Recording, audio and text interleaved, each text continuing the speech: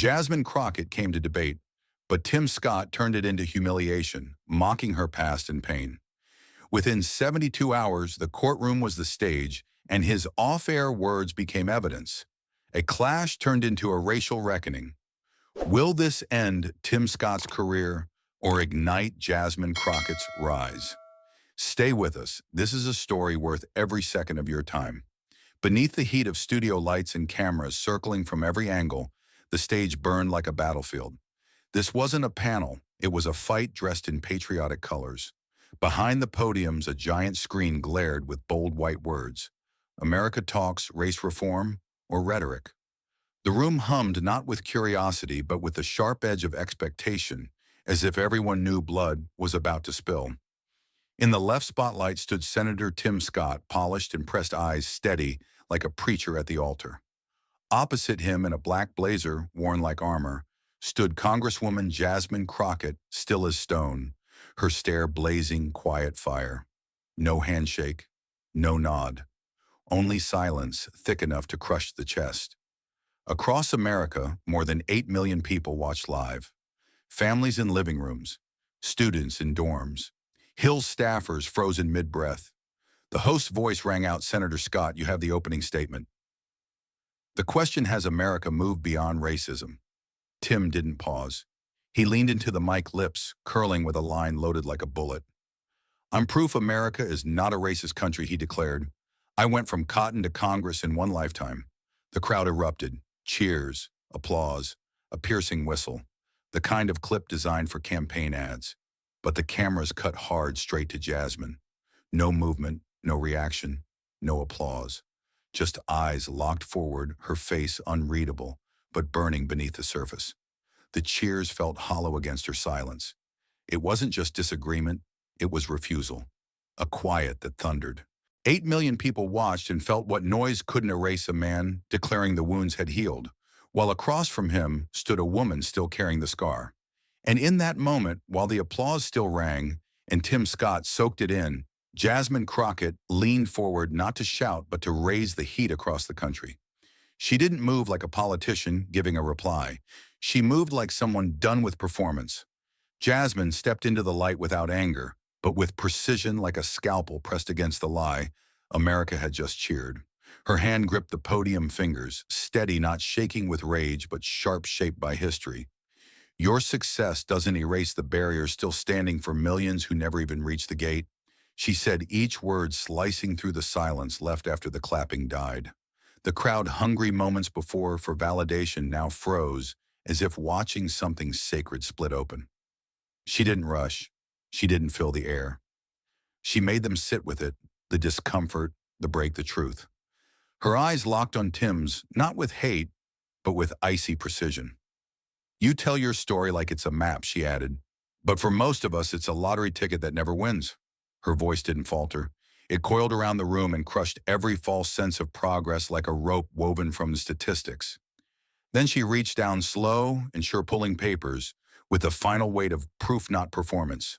The crackle of paper was the only sound in the studio. She held them high, not for the cameras, not for Tim, but for the millions watching who'd never been given space to talk about survival. "Black women are 3 times more likely to die giving birth than white women," she said, her eyes sweeping the audience like a dare. "We're 13% of the nation, but 38% of the federal prison system. No drama, just numbers, cold, clear, and screaming under her calm."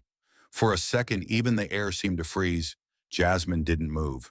She let the data do what generations of pleas never could: put the myth of fairness on trial, live on air. Tim Scott said nothing. Not because he couldn't speak, but because no answer was safe. His smile froze, not broken, not gone, but hollow. The applause had vanished. No one cheered. No one even breathed.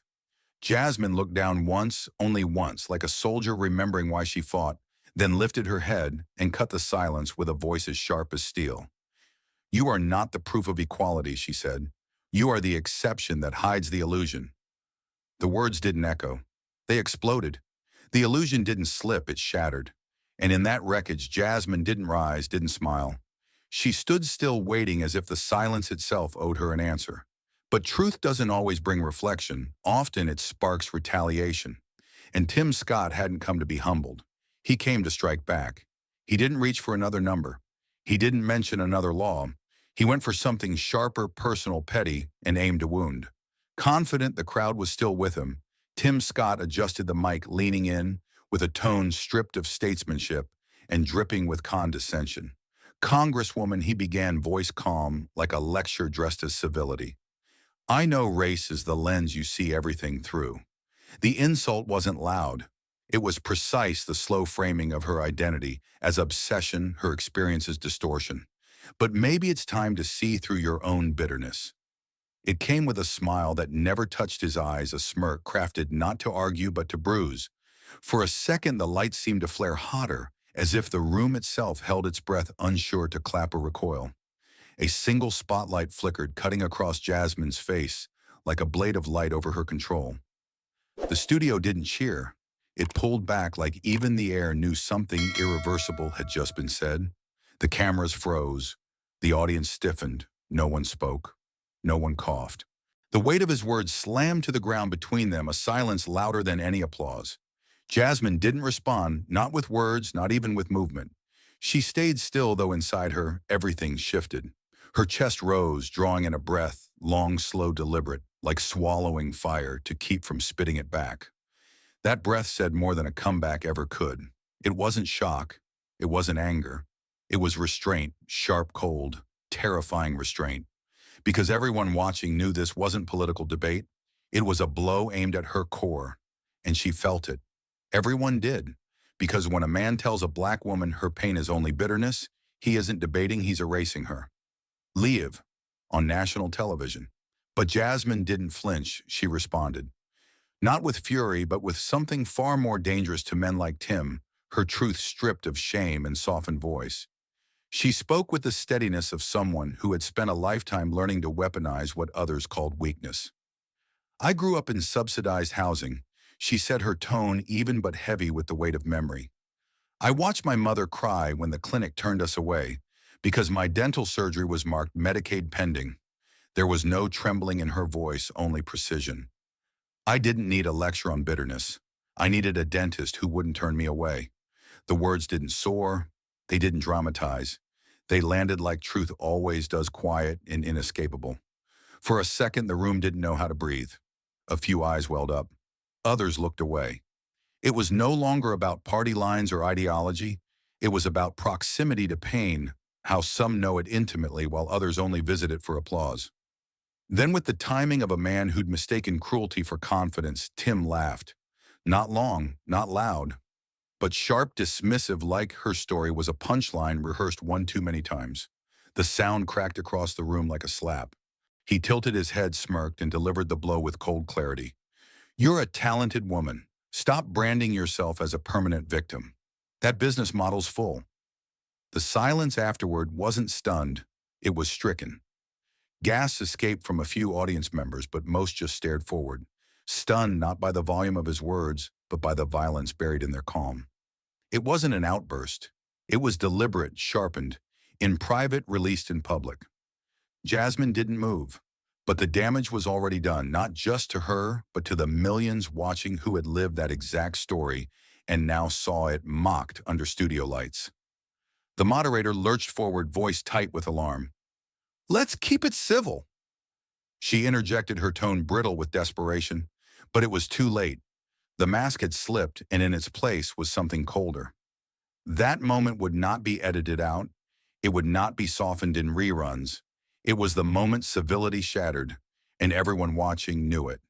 The moderator's plea for civility dissolved into static, but Tim wasn't finished, not until he delivered the final blow he had been saving, like a closing argument in a trial he thought he'd already won. He stepped forward with the confidence of a man who had confused applause for moral authority. The set lights caught the edge of his lapel like a spotlight on a final act, and for a moment it felt less like a debate and more like a stage scripted for one last flourish. He adjusted his tie, the smirk returning to the corner of his mouth, not wide, not arrogant, but measured, like a man who believed every word he was about to say would be written in stone. Then he delivered it. If Dr. King were here, he began, pausing for weight, he'd say, "Judge not by the color of your skin, and he might have a word or two for those making a career out of grievance. The silence that followed was not stunned, it was stunned into stillness. It wasn't just a statement, it was a surgical strike wrapped in the sanctity of a civil rights martyr and thrown like a grenade at the woman standing opposite him. He hadn't quoted Dr. King to inspire. He had weaponized him to silence, to shame, to insinuate that Jasmine Crockett's life, pain, and fight were nothing more than performative complaint. Jasmine didn't blink, but her face hardened into something sharper than anger, something carved. Her eyes fixed on him not in confrontation, but in mourning, as if watching someone desecrate a name her ancestors had bled for. Her jaw set not to speak, but to keep from grinding her teeth. Her hands remained at her sides, fingers curled knuckles, pale under the skin. The control it took to stand still in that moment was heavier than any words she could have spoken. No one in the audience moved. There were no cheers, no nods, not even a cough. It was as if the entire room had realized all at once that something irrevocable had just been said. The cameras didn't pan. They froze. The moderator remained seated, lips parted, eyes uncertain whether to interject or surrender. And then, without ceremony, without a closing word, the broadcast cut to black. No outro, no credits, just silence, thick and suffocating, left to bleed across every television screen in America. The debate was over, but what had been torn open on that stage wasn't closing anytime soon. The screen had faded to black, but the wound remained raw. And while millions tried to move on, Jasmine Crockett stood still in the center of the fire, refusing to let the last word be an insult cloaked as intellect. It was a gray, airless morning in Washington, D.C. when the podium appeared outside the Justice Department. No flag banners, no campaign slogans, just cold steel mics and colder eyes from reporters waiting for spectacle. But what they got was something far heavier, a reckoning wrapped in restraint. Jasmine Crockett emerged not as a politician in damage control, but as a witness ready to testify on behalf of millions. Her steps were slow but unshaken, and when she reached the front, she didn't glance sideways. She stared directly into the lens of every camera trained on her, as if daring the nation to blink first. Her voice, when it came, wasn't loud, but it was lethal in its calm. That wasn't political disagreement, she said, tone sharp enough to cut marble. That was racial degradation in front of millions. The flash of cameras followed her words like sparks chasing dynamite. Behind her aides stood frozen. Around her, silence grew thick, the kind that comes when truth steps outside the script. To her right stood her lead counsel, Devin Ralston, stoic, sharp-suited, and already holding the thick folder that would change the temperature of Capitol Hill. He stepped forward with the demeanor of a surgeon about to make the first incision. "We have officially filed a federal civil lawsuit against Senator Tim Scott," he announced, his voice smooth as stone. The folder in his hand was the complaint stamped and sealed, and now public. The suit includes claims of defamation, racially motivated character assassination, and violations under 1983 of the Civil Rights Act, particularly in connection to emotional distress in public communication.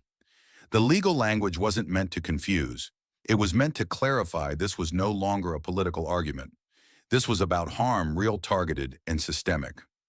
Ralston paused just long enough to let the words settle, then added, "This was not protected speech. This was targeted humiliation amplified across the nation." His hand rested firmly on the folder. "And we intend to prove that dignity has legal standing." The cameras captured every detail: Jasmine's steady breathing, the way her fingertips brushed the podium edge, how her eyes never dropped once. She didn't come to recover from what was said. She came to rewrite what would happen next. And behind every syllable there pulsed a deeper message. "You don't get to humiliate me in public and retreat in private." The courtroom was no longer a possibility, it was a promise. The courtroom papers were still warm when the war of perception began, and Tim Scott, unwilling to be cast as the villain in someone else's story, stepped back into the light to reclaim the narrative on his own terms. He chose his battlefield carefully. A sleek, temperature-controlled studio draped in the American flag, bathed in blue shadows and soft gold filters. The camera framed him perfectly, tie-centered lapel pin, gleaming as he sat across from a Fox News anchor who introduced him, not with context but reverence. There was no mention of the lawsuit's content, no reference to Jasmine's accusations. Just a carefully teed-up question. "Senator, what do you make of the Congresswoman's move?" Tim didn't miss a beat. his voice calm but edged, cut through the silence with practiced restraint. "This is a political move," he said, his shoulders rising slightly with manufactured incredulity. "Since when is speaking truth grounds for a lawsuit?" He let it hang as if the answer were self-evident, as if the mere framing of his words as truth made them untouchable. The anchor nodded, lips pursed in solemn agreement. But beneath the polish, something in Tim's eyes flickered. Not righteousness, but calculation. Outside the studio, the political winds were less forgiving. Within hours, a former senior strategist from Tim's 2022 exploratory committee released a statement online, just a few lines, but they hit like a split in the foundation. He crossed a line. "You don't build unity by mocking pain. No hashtags, no party slogans, just a clean, unflinching rebuke." It spread like dry lightning. Republican circles buzzed in quiet discomfort. Group chats of staffers, aides, and donors hummed with nervous speculation. Some defended Tim loudly, predictably. Others went silent. The donor class, always more sensitive to optics than ideology, began to shift. One PAC delayed its scheduled ad buy. A conservative magazine postponed its profile piece. Tim's allies, once ironclad, now spoke with disclaimers. "I support him, but..." The backlash wasn't explosive. It was strategic, precise. A slow unraveling of the narrative Tim thought he had already written. And as his camp scrambled to hold the message line, one fact grew harder to spin. The more he tried to control the story, the more it slipped from his hands. And when the headlines could no longer hold the weight of what was coming, the nation did what it always does. When spectacle becomes history, it turned to the courtroom where cameras don't blink and silence screams louder than spin. The glass doors of the E. Barrett Prettyman Federal Courthouse swung open at 8 a.m., sharp, unleashing a flood of camera flashes and leather shoot urgency. Reporters elbowed for angles, their tripods clattering like rifles against marble floors. It wasn't just another political hearing. This was an event live-streamed across every major network, the seal of the United States District Court gleaming above the bench like the lid of a boiling pot. Inside, the temperature felt colder than the air suggested. Spectators whispered in court-ordered silence, the weight of what this trial represented settling into the wood grain of every pew. On one side of the courtroom, Jasmine Crockett, dressed in a charcoal gray suit, sat upright and motionless, eyes locked forward. Her face was unreadable, but her stillness throbbed with intent. On the other side, Senator Tim Scott, flanked by 3 attorneys, thumbed a legal pad without looking up. They didn't glance at each other. Not once. Cameras built into the walls streamed every frame, every blink, every breath, to a nation divided between vindication and denial. The clerk announced the judge's arrival, and the courtroom rose, 100 bodies moving in synchronized gravity. But Jasmine didn't just stand, she ascended as if stepping into a ring she had never asked for, but was born prepared to fight in. There were no opening smiles, no pleasantries, only the cold choreography of a legal confrontation carrying the full weight of race power and humiliation. Every sound, from the scratch of a pen to the clearing of a throat, felt amplified because everyone watching knew this wasn't about damages. This was about dignity, and the entire country had a front row seat. The courtroom had been a battlefield of arguments and affidavits, but when the screen lit up, it became something else entirely, because no cross-examination strikes harder than truth, caught off guard. It began with a nod. Jasmine's lead attorney rose calmly from his seat, his voice low, respectful, but unmistakably charged. "Your Honor, the plaintiff moves to enter supplemental audiovisual evidence, 1 minute and 24 seconds in duration," he said, lifting a small black USB drive between 2 fingers like a detonator. The judge gave a curt nod, and the clerk moved swiftly to connect the system. The lights dimmed slightly, the walls of the courtroom swallowing their breath as the screen behind the witness box flickered to life. It wasn't high resolution. The footage was raw, grainy, clearly captured on a crew member's unattended camera during the final moments after the televised debate. Tim Scott stood center frame, blazer off, unguarded. He wiped sweat from his brow, leaned toward a staffer holding bottled water, and chuckled with a kind of ease that reeked of dismissal. Then came the sentence, sharp, casual, unforgettable. "She'll cry all the way to another CNN gig." That's what they do. The sound landed like a drop gavel in a cathedral. No outburst followed. No reaction dared break the tension. The silence was total, dense, deliberate, brutal.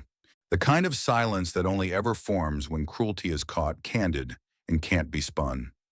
Jasmine sat motionless, eyes forward, breath steady. She didn't look at the screen. She didn't need to. She'd lived the punchline before it was recorded. Across the aisle, Tim Scott's posture stiffened. His lead counsel pressed his lips into a hard line and scribbled something without looking up. The aide seated behind Tim shifted awkwardly in his chair, the soles of his dress shoes squeaking faintly against the floor, a sound louder than any whisper. The video cut to black. Still no one spoke. The judge exhaled quietly, then leaned forward, her brow folding slowly with the gravity of what had just been seen. It wasn't merely unprofessional. It was unmasked. And in that aching stillness, it became clear to everyone present what Jasmine had claimed wasn't just plausible, it was now undeniable. The footage had pierced the courtroom like a blade, but what followed was not just about evidence, it was about impact. And to measure that damage, Jasmine brought in someone who understood the wounds that don't bleed. Dr. Lena Morris took the stand not like a witness, but like a surgeon entering an operating room where the injury was invisible and the blood had been scrubbed clean. A specialist in post-traumatic stress disorder among marginalized populations, she held a doctorate from Howard University, had testified before congressional panels, and spent 2 decades charting the psychological toll of systemic harm. But today she wasn't testifying as a researcher. She was there as the voice of aftermath. She wore no theatrics, just a dark blazer and quiet resolve. The oath was administered, and as she adjusted her glasses and opened her folder, the room itself seemed to brace. She looked to the jury, her gaze steady, her tone measured, and said, "Microaggressions become macro traumas when televised." Her voice didn't need to rise. The words struck with scientific weight and emotional precision. When you take an act of humiliation, especially one embedded in race and gender, and you broadcast it, amplify it, replay it, it no longer functions as an isolated insult. It becomes a communal injury. The jury was locked in. So were the cameras. Dr. Morris continued explaining how Jasmine's trauma wasn't theoretical, it was clinical. She detailed her symptoms without flourish, but with surgical clarity: insomnia that persisted for weeks, a heightened state of anxiety, a pattern of avoidance around any media appearances, and signs of clinical depression that emerged just days after the broadcast. She reported chest tightness, racing thoughts, hypervigilance in public, and difficulty concentrating. Her experience is consistent with trauma responses I've documented in racialized harassment cases, Dr. Morris stated. She doesn't merely remember what happened, her body reacts to it as if it's still happening. Jasmine, seated at the plaintiff's table, remained composed, but the faint tension in her hands clasped tightly in her lap was the only visible hint that this wasn't theory. It was lived experience now laid bare before the nation. The prosecution displayed a psychological report on the monitor beside the jury. It showed that Jasmine had developed a recurring sleep disorder tied to anticipatory stress with elevated cortisol levels typically found in survivors of public humiliation or hostile workplace trauma. This isn't just embarrassment, Dr. Morris clarified. This is identity-based degradation with long-term physiological consequences. The courtroom was silent, not from decorum but from gravity. No one dared to scribble notes. Even the opposing counsel sat motionless, their legal pads forgotten. The power in her testimony wasn't its volume. It was in the way it redefined the act not as political theater, but as psychological assault made worse by the fact that it was televised, replayed and dissected by the public like sport. And then came the question, the one the entire case had been circling like a storm waiting for its center. Jasmine's attorney stood, his voice quieter than usual, but charged with an unspoken tension. He didn't pace. He didn't gesture. He simply met Dr. Morris's eyes and asked, "When does public speech stop being political and start becoming violence?" The words struck like a gavel, but no one moved. No objection was raised. No clarification was sought. Because the answer didn't live in the rules of procedure, it lived in the silence that followed. Dr. Morris looked out across the courtroom, the overhead lights catching the corner of her glasses, and let the silence speak for her. Tim Scott, seated across the room, lowered his eyes and didn't lift them again.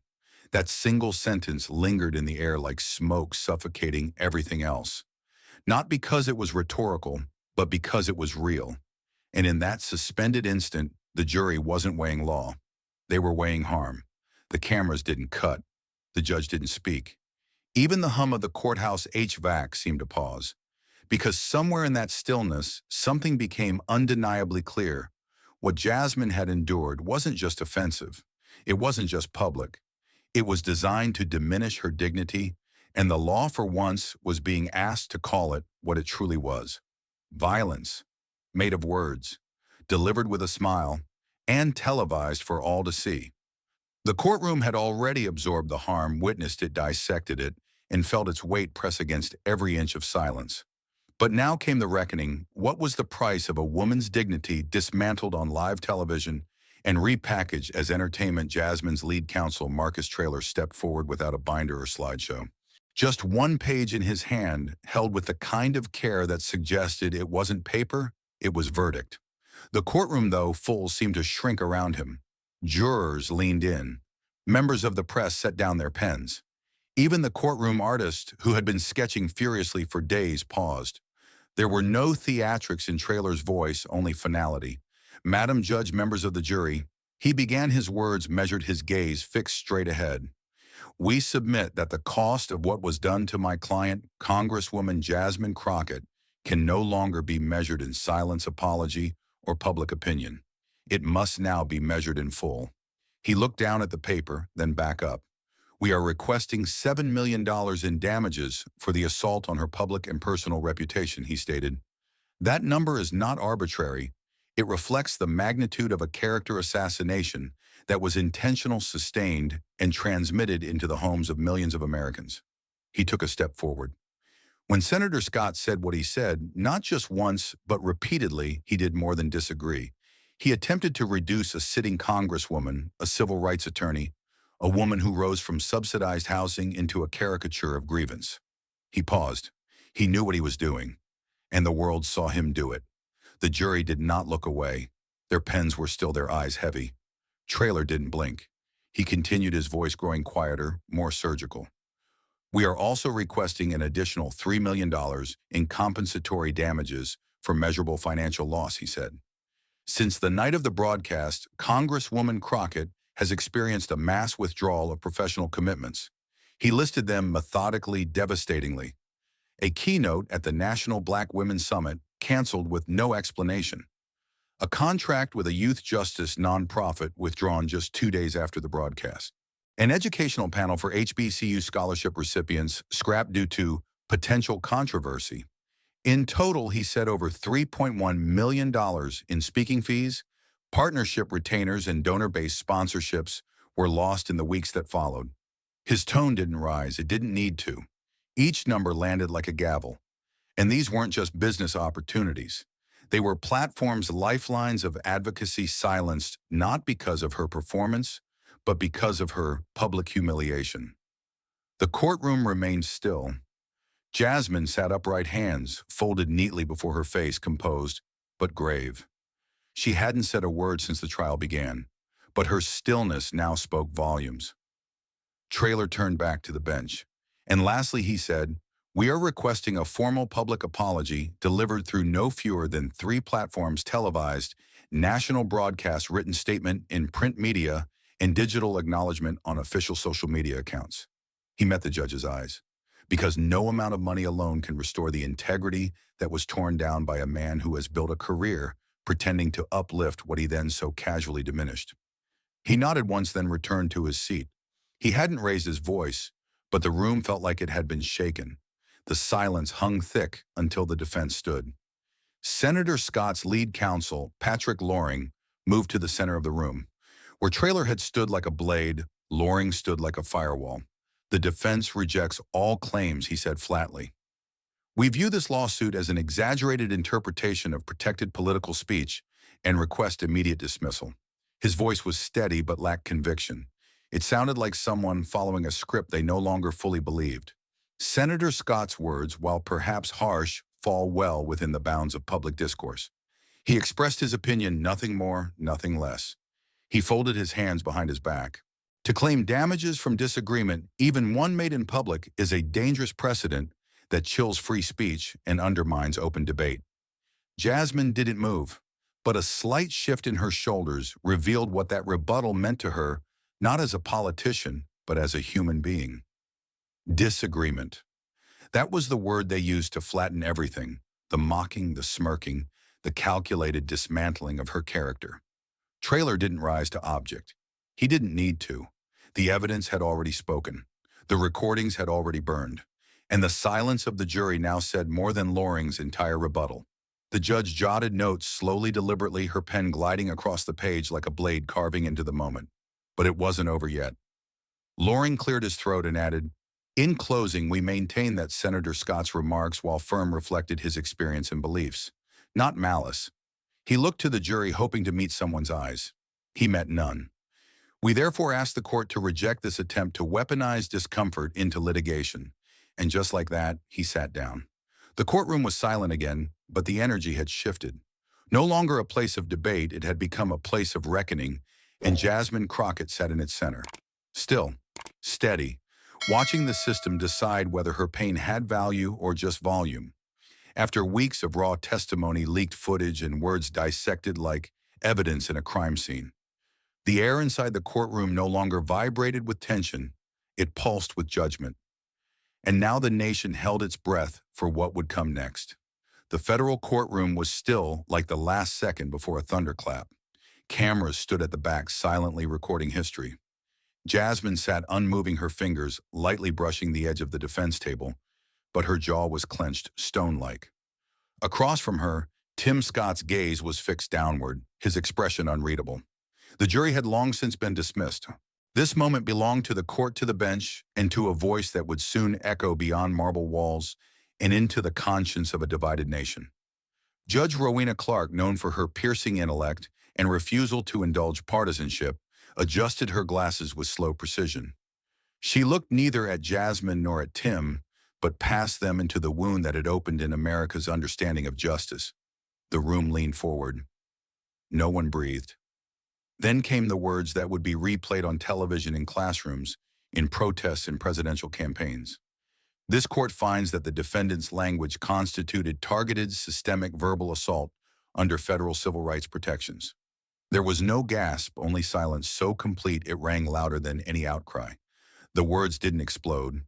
They detonated inward.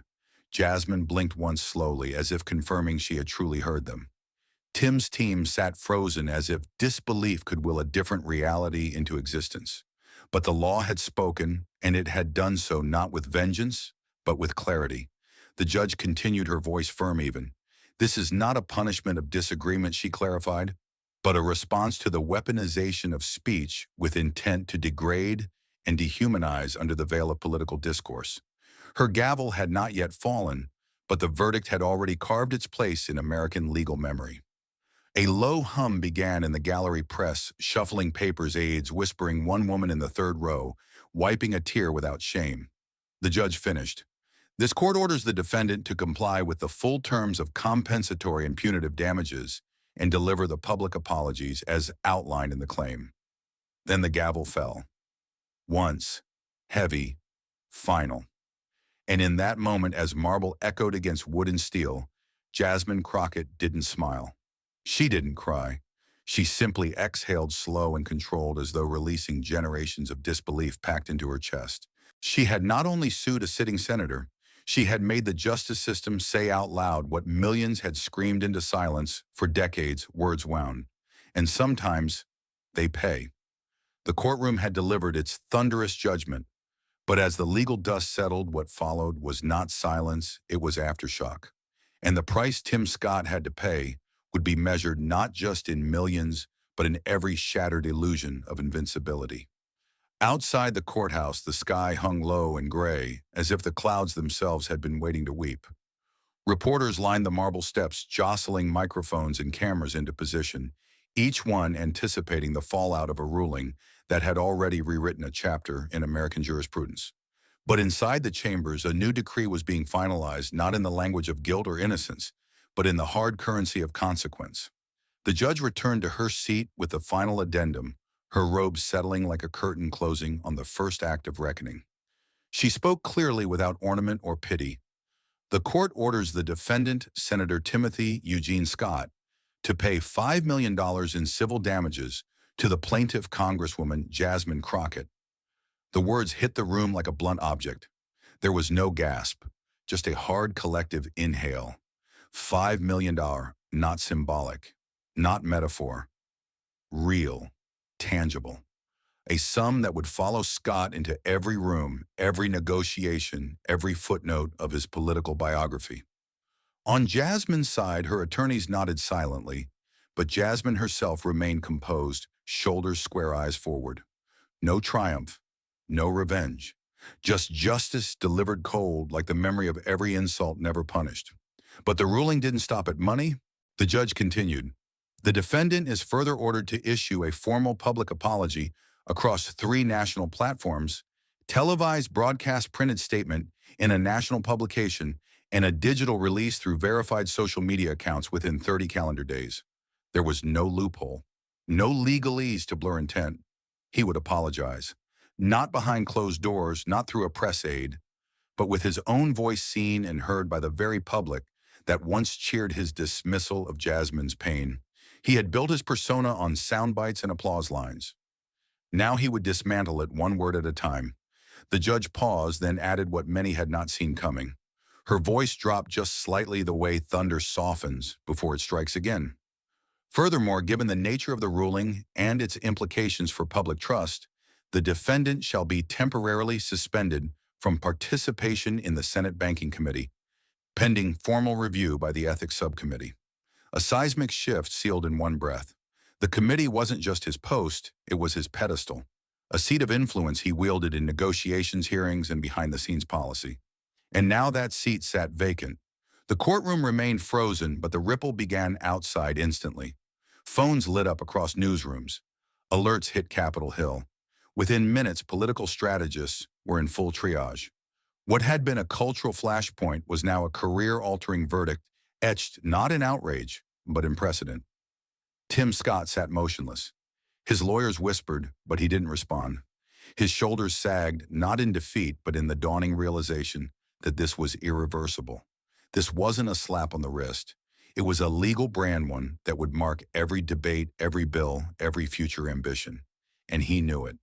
Outside, a second press pool had gathered near the Judiciary Committee entrance. Protesters held handmade signs, some quoting the judge, others quoting Jasmine. "You are not the proof. You are the exception that protects the illusion." Her words had gone viral. Now they would become immortal. In a hastily arranged press conference later that evening, the Senate Banking Committee issued its own statement, somber, clipped, and unmistakably bipartisan. It read, in light of the federal court ruling and the seriousness of the claims substantiated, Senator Scott will be placed on immediate administrative suspension from committee participation until the matter is fully reviewed by the Ethics Subcommittee. This action reflects not political bias, but our commitment to uphold the dignity of public service. No defense, no spin, just consequence. His political capital, once bulletproof, now hemorrhaged with every headline. Meanwhile, Jasmine remained silent. She had no interest in gloating. Her legal team issued a short statement confirming receipt of the ruling and reinforcing that her goal was never to destroy, but to expose. Still, America knew this was more than just legal victory. It was a warning that coded cruelty, when televised and unchallenged, could no longer pass as opinion. It had to be answered with truth, with law, and when needed, with a price tag.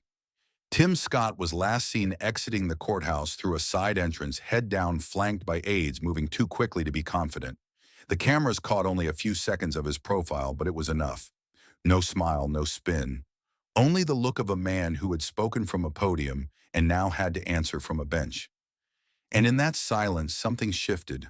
Not just for Jasmine, not just for Scott, but for every American who had ever been told their pain was exaggerated, their story irrelevant, their identity weaponized. For once, the system didn't just listen, it ruled. He lost the lawsuit. He lost his standing. But what Jasmine Crockett did next made sure the nation wouldn't just remember the verdict, it would remember the reason for it. The nation expected her to celebrate, to smile, to hold up a press release flanked by grinning lawyers and campaign donors. That's what people do when they win lawsuits, especially lawsuits that make headlines in 3 languages and shake Senate committee rooms to their foundations. But Jasmine Crockett had always understood something deeper. A courtroom victory can win the day, but a moral victory builds a future. And so 24 hours after the gavel fell, she called a press conference not in front of the courthouse, but in the Library of Congress, in the heart of the very system that once erased women like her from its pages. The room wasn't massive, but it was filled with weight. Rows of young black girls sat in pressed blazers and bright sneakers holding notebooks and phones, some with their mothers beside them. C-SPAN was broadcasting live, but Jasmine wasn't looking into the cameras. She was looking at them, the future. Her hair was pulled back, her voice grounded in resolve, and in her hand was a single sheet of paper folded once. The podium had no seal, no flags, just a microphone and a truth too big to be shrunk down into sound bites. She inhaled, then began, voice measured, powerful. I didn't go to court to collect pain money. I went to court to call out a system that hides behind polished smiles and sanitized speeches. Her words didn't just hang in the air, they challenged the room. Some reporters instinctively raised their phones. Others lowered their eyes. No one dared interrupt. She continued, unfolding the paper and laying it flat on the podium. I'm refusing the full settlement, she said, her tone unwavering. Instead, I'm allocating $3 million to a scholarship initiative for young black women across the country. Girls who don't need to be exceptional to be seen. Girls who don't need to smile through insult to be believed. There was no applause, only the heavy silence of a truth hitting its mark. One of the girls in the front row reached for her friend's hand. A woman in the back, an older civil rights activist in a gray head wrap, closed her eyes and whispered something under her breath. Finally. Jasmine didn't look at the cameras. She looked at the girls. The scholarship is called the Not an Exception Fund. Her voice didn't tremble. It commanded. Because I am not the proof that racism is over. I am the proof that it still exists and that we rise in spite of it. The press corps sat frozen, unsure whether to document or to bear witness. They scribbled anyway, realizing they weren't watching a policy move, they were watching the rebirth of a narrative. Jasmine leaned slightly forward as if speaking directly to the girls now, not the country. This fund isn't about rewarding struggle. It's about ending the idea that success means silence. That was the line. The one that would be quoted in campaign ads, in college essays on protest signs, and in funeral eulogies for the next decade. It was the moment where the courtroom stopped being the battleground and became the prologue. Because Jasmine had chosen not to pocket her pain, but to plant it. And what would grow from it wouldn't be a brand or a memoir or a Netflix deal. It would be doors. Doors for girls whose names the world hadn't learned yet. Girls who would never need to sit on a stage and defend their right to not be mocked. Girls who would be surgeons, scientists, senators, not because they survived insults, but because someone once refused to be paid off in quiet. One reporter raised his hand gently, unsure if this was even a moment for questions. What do you hope this fund does in the long term? Jasmine looked at him, but her words were still for the girls. I hope it makes people uncomfortable. Another pause. Then I hope it forces institutions to ask themselves why so many brilliant girls fall through the cracks and why they only reach for us when we've bled on stage. Flashbulbs went off, but no one moved to leave. The press conference had become a reckoning, and when it ended, she stepped away from the podium, not into the arms of political handlers, but into the crowd of young women. She knelt down, hugged one who had started crying, whispered something only that girl would carry with her for the rest of her life, and then Jasmine Crockett walked out the side door of the Library of Congress without fanfare, without bodyguards, without press, leaving behind a room that would never be the same. In her absence, the sign beside the podium remained the Not an Exception Fund for the girls they overlook until they break through. And somewhere far away in an office filled with silence and unanswered emails, Tim Scott read the news alone. The verdict had cost him millions. But what Jasmine built with it, that would cost him the last word. The courtroom had delivered its judgment and the headlines had run their course. But for Jasmine Crockett, the real victory would never be found in a dollar amount or a gavel strike. It had to be spoken, out loud, in public, so that no one, not one child, not one woman, not one forgotten soul, could ever again be told their suffering was too inconvenient to matter. This wasn't about reclaiming a reputation. It was about redrawing the boundary between dignity and denial in front of the very system that once tried to erase her. The studio lights were colder than she remembered.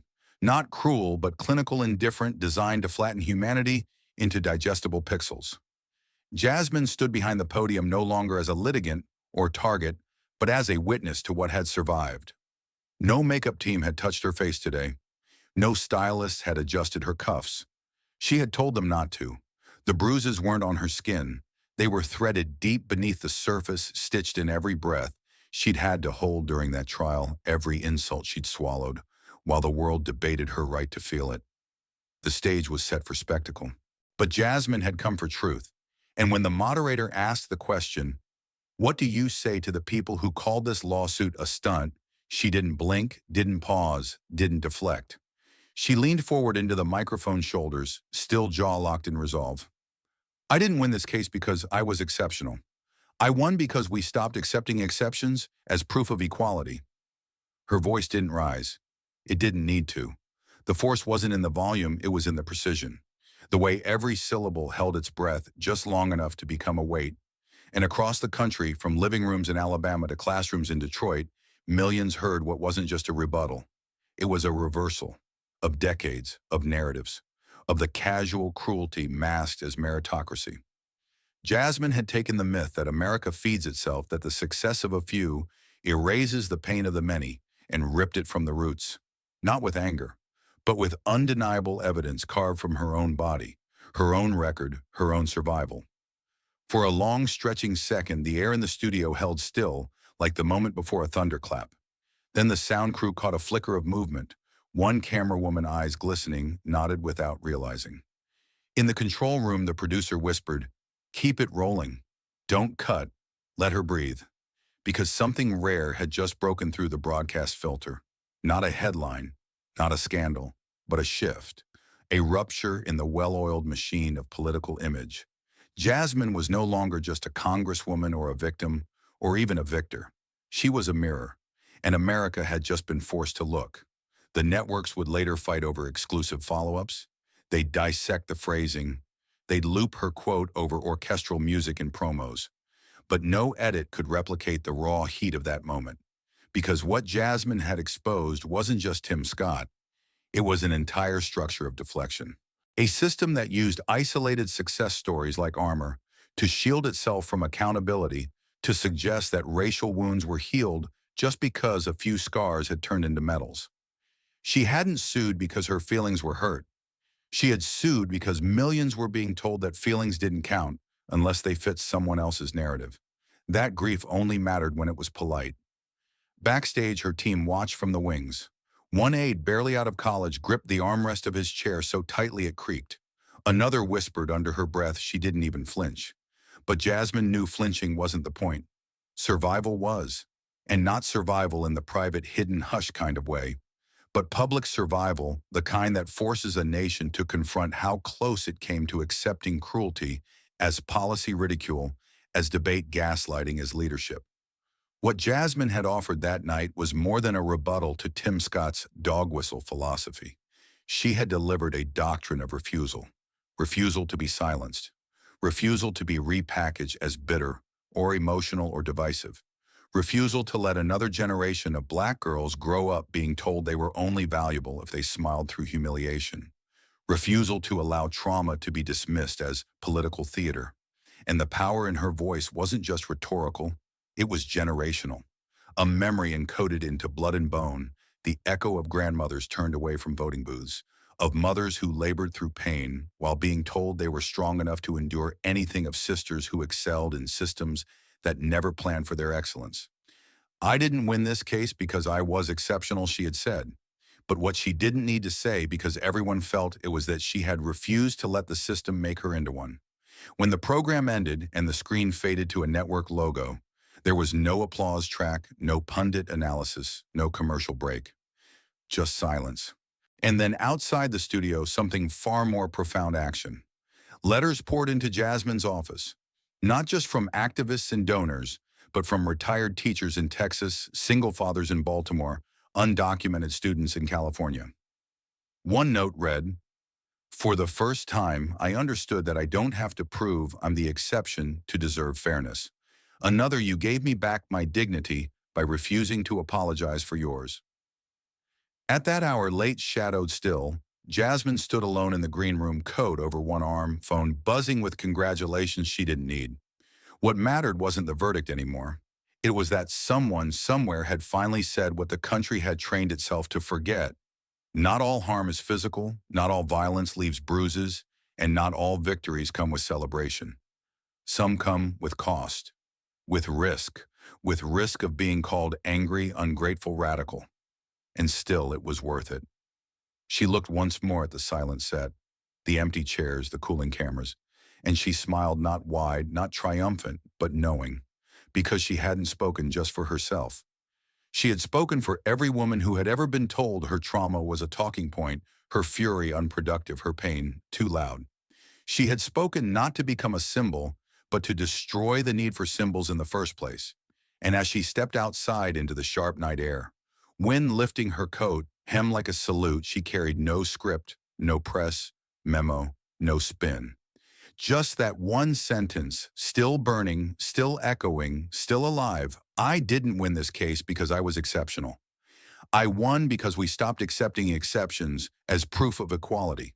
And across the nation, the sound of that reckoning, finally spoken, finally heard, would keep ringing long after the applause had faded. As the final applause faded and the cameras dimmed, the noise of legal victory didn't follow Jasmine Crockett out of the courthouse. What followed was heavier, not a cheer, not a chant, but the echo of history asking, now what? Because winning a case doesn't mean you've won justice. It just means you've wrestled one brick loose from a wall generations deep. Jasmine knew this. She didn't smile in her victory speech because she had triumphed. She stood there because others couldn't.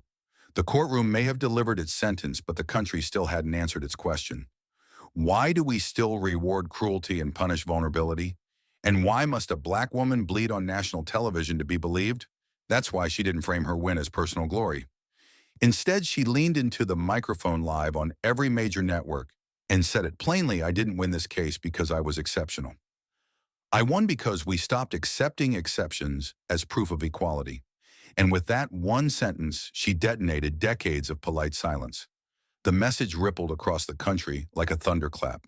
In barbershops, in beauty salons, in classrooms, in courtrooms, people paused and whispered that line, because it didn't just speak to Black America, it spoke for them. The exceptional Black child praised for speaking so well while their peers are suspended. The lone Black executive tokenized to shield the company's deeper rot.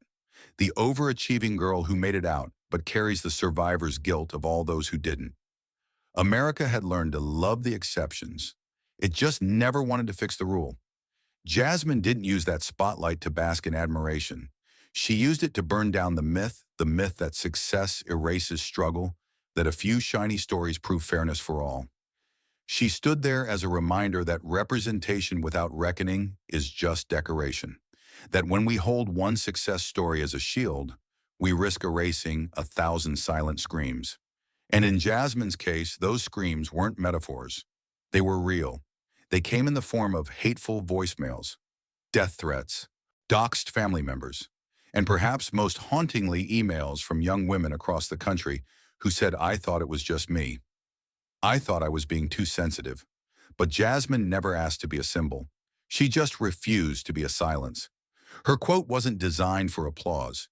It was designed as a mirror, and when America looked into it, it saw the truth.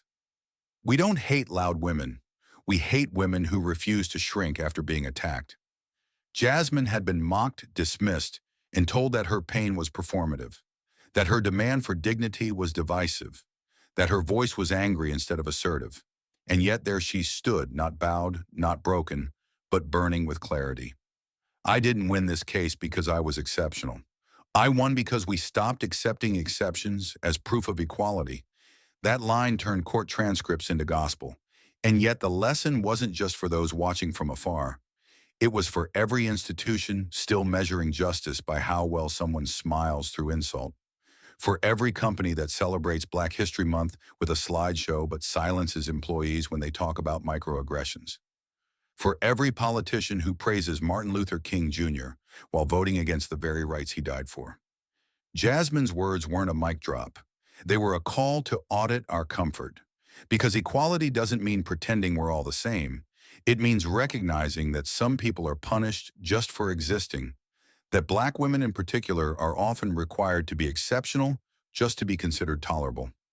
Jasmine ripped that expectation apart. She didn't just say the system was flawed, she proved that its flaws are the design. That every time someone says, "Look at her, she made it," they ignore the dozens locked out of the room whose only crime was not being miraculous. There's a word for what Jasmine offered: liberation. But not the performative kind, the kind that costs you something. She knew her speech wouldn't make her more popular. She knew it might lose her donors, cost her allies, even put her at risk. But she said it anyway. And that is the lesson: moral clarity is not a marketing strategy. It's a choice, one that often comes with scars. Jasmine's legacy won't be the lawsuit. It won't be the dollar amount or the headlines. It will be the moment a generation saw that the goal is not to become the exception. The goal is to dismantle the conditions that make exceptions necessary. I didn't win this case because I was exceptional. I won because we stopped accepting exceptions as proof of equality. The real power of Jasmine's stand wasn't only in what she revealed, it was in what she refused. She refused the hush money. She refused the quiet settlement. She refused to let this story fade into a footnote. And instead of keeping the payout, she built something that lasts: the Not an Exception Fund, a scholarship for young Black women who should never have to prove their worth through pain. She turned her wound into a way forward. That's more than resistance. That's rebuilding. Jasmine didn't just endure the attack. She turned the blade into a bridge. And so the truth is, plain courage isn't what you show when it's safe. It's what you choose when the cost could be everything. Jasmine's courage wasn't shiny, it was rough, it was lonely. It was long nights, shaky hands, and the constant risk that at any moment the story could be flipped to make her the villain. But she stayed steady. Because she wasn't only fighting for herself, she was fighting for everyone ever told they were too much while being treated like not enough. So what do we do with this truth? We remember that real change doesn't start in courts. It starts in culture. It starts every time we refuse to laugh at that joke. Every time we believe a survivor before the system demands proof. Every time we ask who isn't in the room and why. Jasmine Crockett didn't win in the usual sense. She revealed, she unraveled, she uncovered. And in doing it, she gave us another kind of justice, one that doesn't close with a verdict, but begins with a vow. And that vow is clear. Never again will we take survival as the standard. Never again will we ask the hurt to smile through their proof. Never again will we mistake the rise of one for the freedom of all. I didn't win this case because I was exceptional. I won because we stopped taking exceptions as proof of equality. It wasn't just a line. It was a guide out of silence, out of shame, out of the lie that progress means leaving most people behind. But history doesn't bend just because one case closed. What Jasmine left behind wasn't a headline, a ruling, or even a fund. It was a mirror, and it was pointed at us. Because the question now is not what Tim Scott lost or even what Jasmine won. The question is whether we are willing to stop treating liberation like an exception and start demanding it as the expectation. Think about it: every time a barrier falls for one, how many are built higher for the rest? Every time a company lifts one diverse voice, how many others are told to stay quiet so the optics look balanced? Jasmine's stand revealed that the system doesn't just fail people, it survives by forcing us to accept scraps as symbols. And for too long, we've mistaken symbols for change. That is why the Not an Exception Fund matters. Not because of the dollar amount, but because of what it dares to say: that worth does not need to be purchased with trauma, that brilliance does not need to be born out of suffering. It whispers to every young Black woman, you do not have to bleed to be believed. And that whisper multiplied can outshout centuries of lies. But whispers are not enough. Jasmine's courage has to become contagious. Her defiance has to become daily. Because if her story ends with her, then it becomes another exception, another tale of one who made it while the rest are left behind. That's why the vow she carried into court now belongs to all of us to speak when silence feels safer to resist, when compliance feels easier to risk being too much rather than die being told we were never enough. The courtroom may have given Jasmine a verdict, but the culture will decide if her vow survives. Will we treat her words as a closing argument or as an opening statement for a generation that refuses to wait politely for progress? That's the choice. Because the true test of justice isn't how we punish the guilty, but how we protect the living. And maybe years from now, when someone asks what changed after Jasmine Crockett refused to stay quiet, the answer won't be her name alone. It will be a chorus of voices saying we stopped accepting exceptions. We started building expectations. Thank you for watching until this moment and for standing with us on this journey for justice. Your support means everything, like subscribe and turn on notifications so you never miss what's next. And we'd love to hear your thoughts. Leave a comment below and let us know what moved you most in this story. Together, our voices make a difference. ATR.